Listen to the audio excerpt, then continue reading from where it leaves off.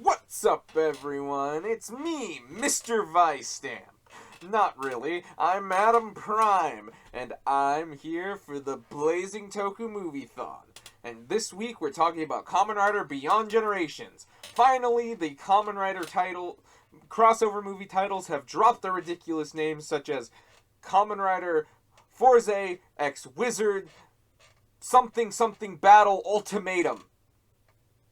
I don't remember it all. It was that long. And, even, O's, Kamen Rider Core, Shosute Skull, all of that. It's just Kamen Rider Beyond Generations. It is the Kamen Rider Saber and Revice movie. And usually, I like to have stuff on the table related to what I'm talking about. And I feel like I got what fits. I don't have anything Saber related. I didn't buy any Saber merch. Just, I could have had a figure on here, but, I honestly, I don't know, I forgot where the figure was. I didn't feel like digging for it. But this was the movie that came out, was it last December, I want to say? Or the December before? It came out in December because it had a promotional Vice stamp in the Condor Vice stamp. Yes, that's why I had it sitting here. Yeah, so this was a promo Vice stamp. I did not go see it. I don't live in Japan. Shocking, I know. But this was a promotional Vice stamp if you bought a ticket, which you did see this in a movie. I'm not even going to throw up a picture. You didn't see this in the movie. They didn't use, the Condor, Joker-looking form. They just became a repaint of the Eagle CGI model for the remix, and that's it. Kind of just probably thrown in the movie and the show, just so this Vice stamp's in the show and you want it. Full video on this on the channel, so if you're curious what sounds this makes, go check that out. But we pretty much open up. This movie's premise was trying to get, the Kamen Rider's past, present, and future. So we have stuff from 1971. You have stuff from, 2021. And then you also have stuff from 2071. So, 50 years from now. So, 100 years of Kamen Rider. And you open up in 2071, and there's this dude, and I honestly, later that he crashed, his ship crashed on the thing, but you just pretty much see a dude running through, a hellish, landscape. And it's kind of funny because, the narration's being demons have taken over. Can you believe it? The demons now rule. Which you're I think this is going to be fixed by the end of the movie via it has time travel, doesn't it? And it does. And you look at the main guy you see at first, and he just looks like he came right out of the 70s. And, he's just kind of running from grunts and all of that, not just like Gifu Juniors. And he's just oh no, they're gonna get me! He's just what are you gonna do? And, this old man shows up. It's not really a twist. It's George. It's just George. Old man George. Apparently everyone else has died. George is the only one left alive 50 years in the future. He looks like a crazy old man, and it's kind of hilarious. And he's you, Ryunosuke! I'm I don't know how he knows him. Now that I'm thinking about it, how does old George know about Ryunosuke? And, he's just oh, I made a driver that can send your mind back into the past. But you need a physical body, and you have to have somebody who's blood related to you be your body in the past. And your son should still be alive, so you have to reconcile with your son. So, that's how the movie opens. And honestly, I want to get into this right now. As much as this is a Saber Revice crossover movie, not that I have a problem with this. but, like, Saber just kind of feels there. Like, this feels like Kamen Rider Sentry's story with Revice really playing a role in it, while Saber's just there. Like, I don't think anyone could have been there. They could have made it double, like O's. Like, it could have been anyone, honestly.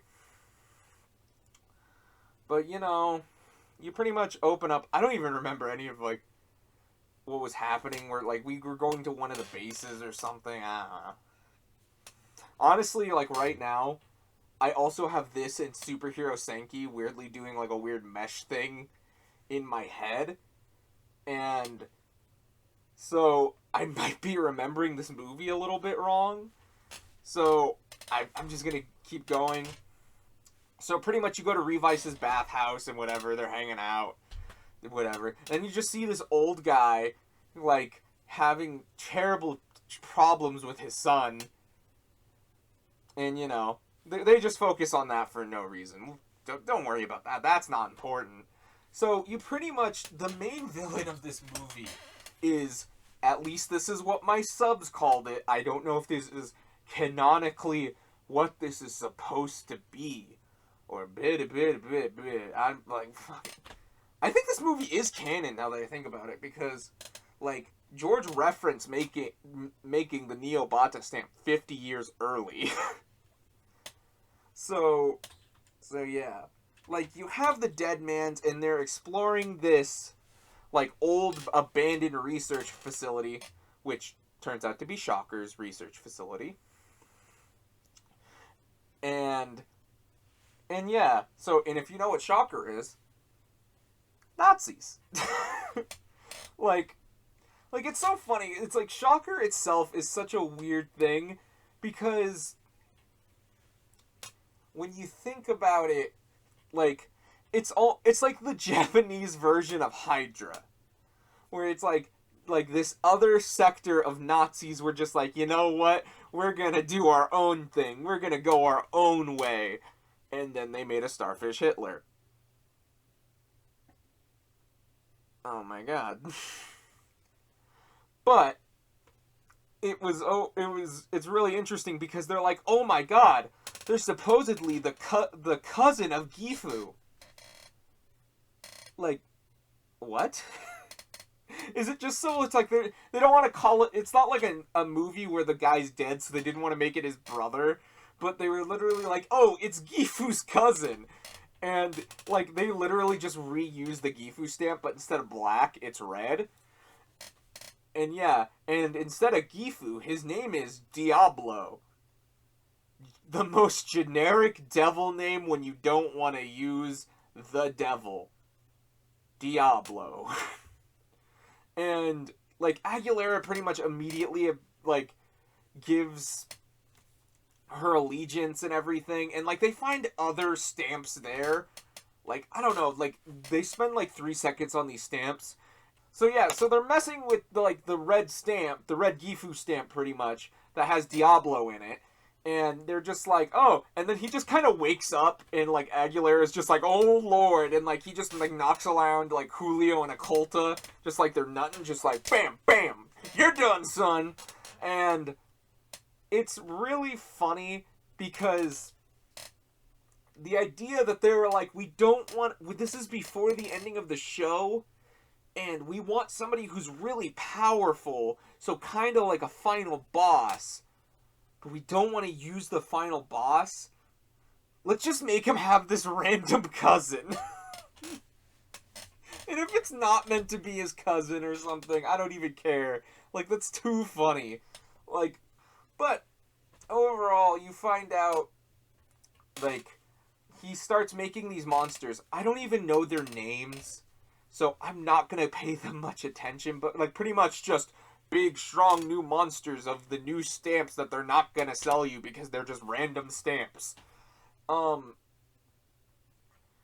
like, they start going and everything, and they're attacking the city, and all the saber swordsmen are like, yeah, we gotta stop these demon guys. And, like, Revice obviously gets called in, so does Daiji as Live.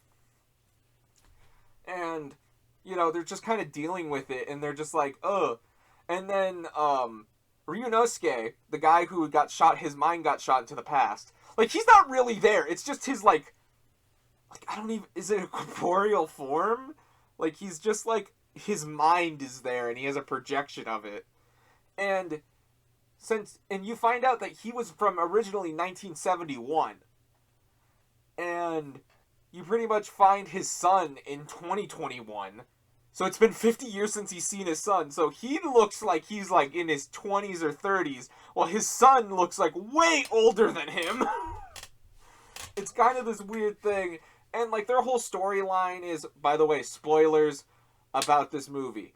I feel like I need to say this every time, and I just feel like I've gotten deep enough into this that I feel like I really haven't spoiled anything that's not, like, a huge plot point, but I am going to get into spoilers. If you haven't watched this movie, I'd say give it a watch. It was a fun time, honestly. A little weird at times, but fun. Especially if you're a Revice fan. I would say watch it. It's a good time. But, yeah, so it's like him and his son. Like, his son's Hidino? I can't pronounce his name. Is pretty much mad at him, being like, oh, I don't like you, Dad. And, like I said earlier, or did I say it earlier? But, like, when he got transferred, George told him at the end that he has to go back in time and have an exact copy. I don't remember if I said that or not. But, so pretty much he needs his son's body so they can transform and make Kamen Rider Century. And his son's pretty much like, fuck that shit. And instead, he still does it. His dad still does it, and they become this incomplete looking version of Century, which is pretty much Century, but if you ripped all the blue parts off. So it's like, almost looks like bone or something, and it's just like, Diablo's just like, hey, it's me, Diablo. Look at me, I'm here to destroy things. And, like, Century's just like, yeah! Starts trying to beat him, and, like, he slowly starts losing his mind and start fighting, is he fighting Saber? Or is it Revice? Well, he's fighting somebody, and they're like, oh my god, and he's like, ah, yes, you're incomplete, just like me, Kamen Rider Century. And, like, then Diablo fucks off somewhere. You see more fucking fighting from them fighting, like, the regular grunt guys. Again, there's nothing really to say. They make a pentagram. And, like, they're like, oh my god, what is he doing? Because, obviously, he's Diablo. He needs a pentagram. You know, the devil. As you do. And they're just like, what could this mean? We can't let it happen. And it gets completed. They're like, oh, nothing happened. They're like, no, he wants the center of the pentagram. Bum, bum, bum. But then we get into Ryunosuke's backstory. And, you find out he's almost a disgraced scientist, and he's the one who helped remodel Takeshi Hongo. Ichigo. He was a shocker scientist. And, like, he was just like, oh, yeah, but I only believed in the ambition. I just wanted my work, and I wanted to succeed, because people didn't let me test my theories before. It's like, bro, you joined a world-dominating organization. How low did your life get that you reached to this point? You had a wife and son, but you still were just like, I need to make people into cyborgs. Like, damn, does he get a redemption arc in this, but, yeah, I was not expecting him to be a shocker scientist. And he was pretty much just being like, and I loved it, I got to accomplish whatever. And, like, then he's just like, and then I met him. Him, obviously, being Takeshi Hongo, which in this movie is played by Miyato? Something like that? Fujioka, the son of Hiroshi Fujioka, the original Takeshi Hongo. So father and son now have played the same character. And I think that's really cool. And, like, I feel like you could really see him try to channel his dad's energy, especially if you've heard him talk, because funny enough that his debut was in the Sega commercials to be the son of Sega Tasashiro, which is another character Hiroshi Fujioka played. I love it. Maybe that's why I like this movie so much. I love that aspect. Even though Takeshi Hongo himself is not in this movie. He's like young in flashbacks. So it's not like you're seeing like young Takeshi Hongo running around helping out Revice and Century. No, he's just kind of in the past. Like being part of like flashbacks for Ryunosuke. And you can really tell, like, he deepens his voice so much when he does, like, the Raida Henshin, like, that kind of thing. It's, like, it was so funny because it's, like, when you hear his, like, regular voice in, like, those Sega commercials, it's, like, so much not that deep that it's kind of funny. But it's, like, it didn't come off cheesy or he was forcing himself to do it. It came natural. It looked like he was having a good time. And I had to make the joke. I'm like, do you think his dad said he had to do all his own stunts? He's like, I had to do my own stunts. You got to do your own stunts, son. But like that was just a really cool aspect, and like that's pretty much like Takeshi, like he goes like Ryunosuke goes in there and just being like, oh, you're gonna be part of Shocker now, Takeshi. You're gonna join us. And Hongo's like, oh, how could you do this? You're abusing science. Science isn't meant to be used for this purpose. And like they tell him how like he's this aspiring college student, how he's gonna be a great brainwashed member of Shocker, and like after that, after he had that Ryunosuke had that conversation with Hongo saying, like, science is supposed to help humanity go towards the future. Like he goes into existentialism, being like, oh my god, those cyborgs I was making were people. Like regular people. Like they didn't ask to be brought into this, but I made them into snake men and whatever else. Oh shoot. Am I a Nazi? Oh god, I might be a Nazi. like it's like he realizes he's a bad guy, and like after that he's pretty much just being like, I'm leaving Shocker, and Shocker's like, you can't leave. We're gonna use you to experiment on the Diablo stamp. So, and he's just like, oh no. He's like, leave my family out of this. And they're like, I don't know. He's like, if I swear to let you experiment on me and kill me anyway, will you just please leave them out of this? And they're like, okay. And then apparently they just shoot him into space. They were just like, all right, we made this demon to space with you. And that's how he gets sucked into a black hole or something, or a wormhole, and that's how he gets shot in the future. And honestly, it's kind of interesting to see his story, where it's like a person trying to regain their humanity for what they did, and like him reconciling with his son, because it's like he pretty much just like fell off the face of the earth, I'm imagining, because, you know, he probably joined Shocker and then just was with them the whole time. So it's like that's probably about when he abandoned his family, even when he was going to be going back. So I'm not quite sure. So it's like it makes sense why there's tension between him and his son really likes trains, and apparently he builds like bullet trains and everything. And like they have the whole thing where they're like, hey, you promised to ride that train with me, Dad, and then you never showed up because you became a Nazi. That's not what he said. Could you imagine if he did? But it was really a fun movie, and it's honestly, I'm not going to give away a lot of the details, even though I've been saying a lot. There's still a lot in this movie, I feel. So I feel like I'm missing out a good chunk that I feel like I said, you should watch this. Like, I know I'm not done yet, but like, I would recommend this movie. And if you're just like, if you go watch this movie, but you're like, you didn't say this, it's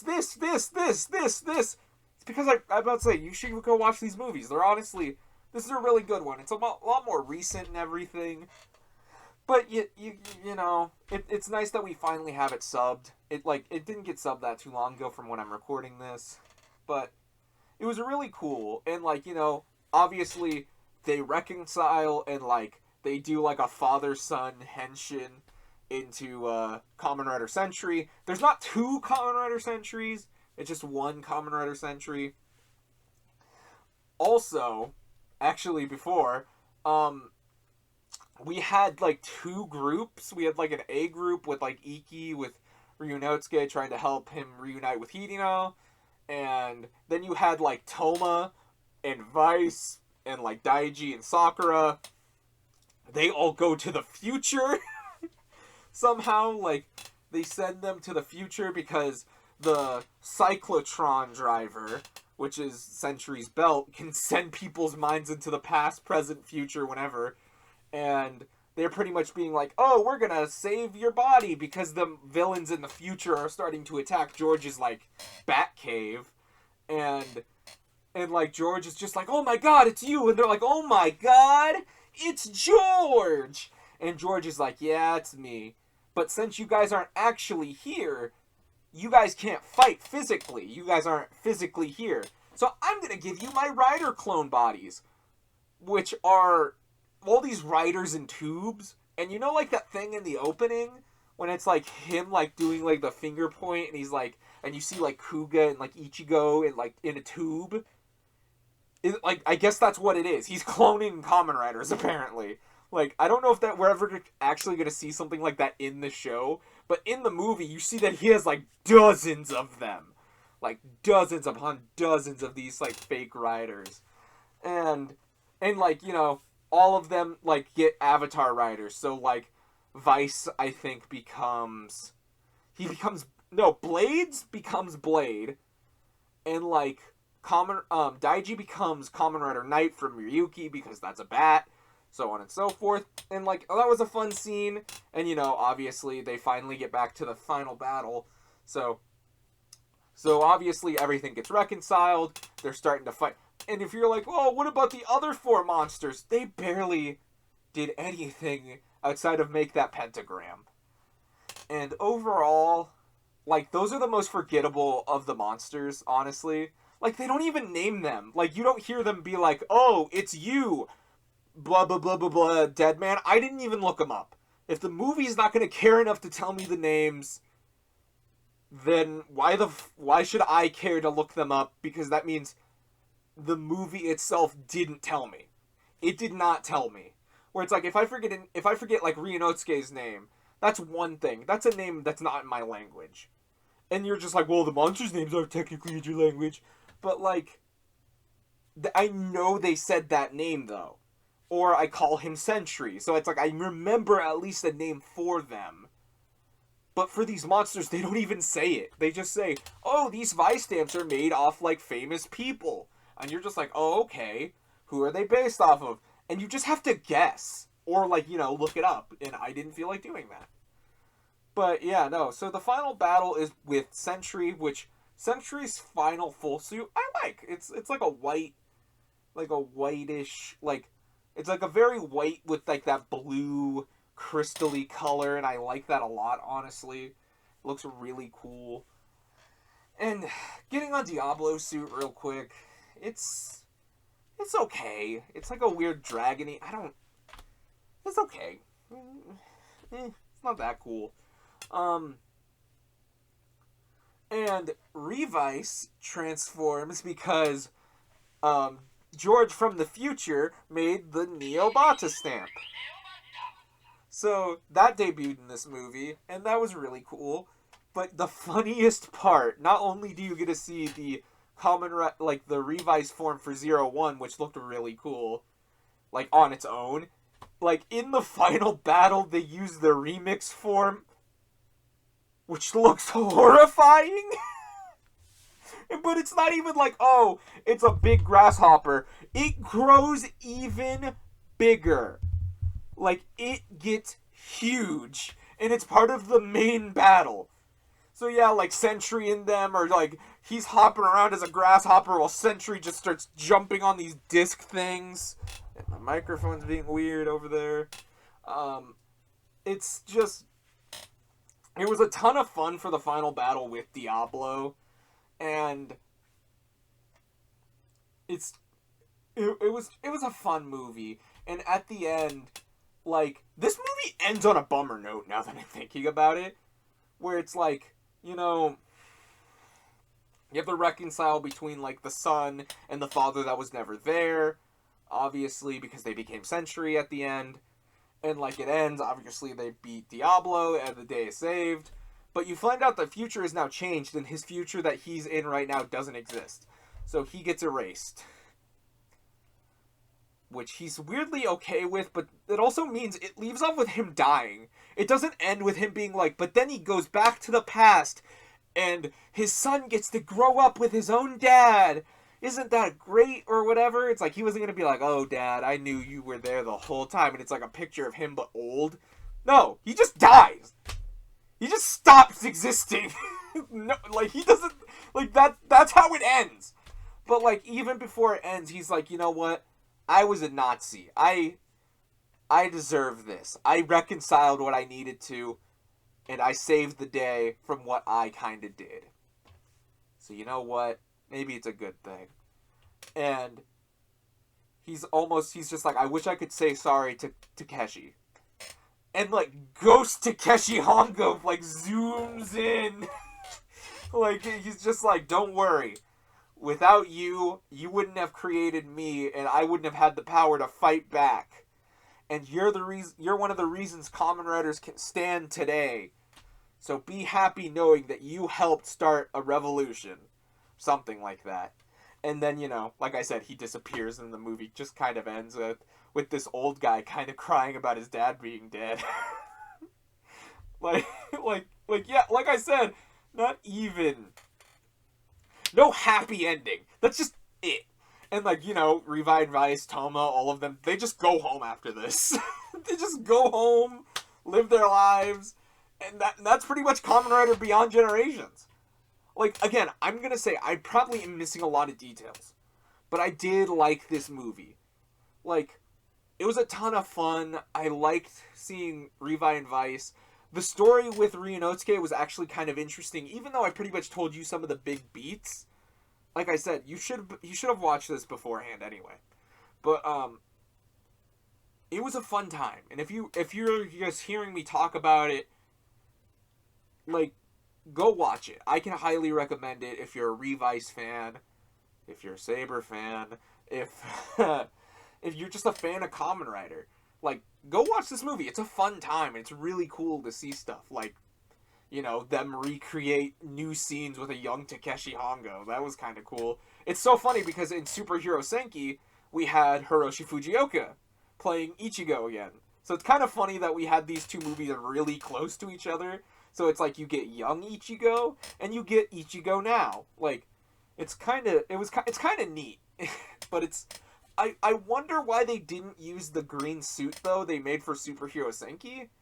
Like, they use, like, the standard, what I would like to call the modern version of the Ichigo suit, where it's, like, a lighter green instead of the darker greens. And, like the original one has the pink eyes. Like, I like the pink eyes version, personally. That's my personal favorite. So I love the one that was in Superhero Senki. But this one was fine. I don't have a problem with it. So yeah, go watch this movie. This is another one. Just go watch it. Have fun. Enjoy the summer. But, you know, we're going to have another movie next week. So I hope you guys are excited. So take it away, Bellarock. Next week's movie is Superior 8 Ultra Brothers. I guess until next week.